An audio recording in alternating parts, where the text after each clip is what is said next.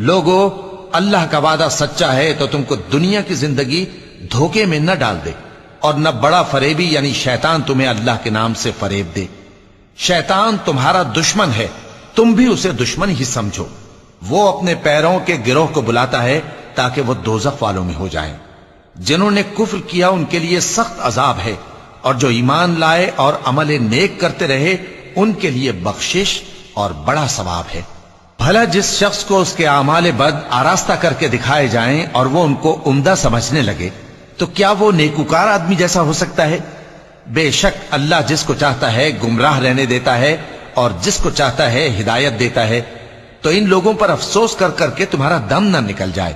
یہ جو کچھ کرتے ہیں اللہ اس سے واقف ہے، اور اللہ ہی تو ہے جو ہوائیں چلاتا ہے، پھر وہ بادل کو ابھارتی ہیں، پھر ہم ان کو ایک بے جان علاقے کی طرف لے جاتے ہیں، پھر اس سے یعنی بارش سے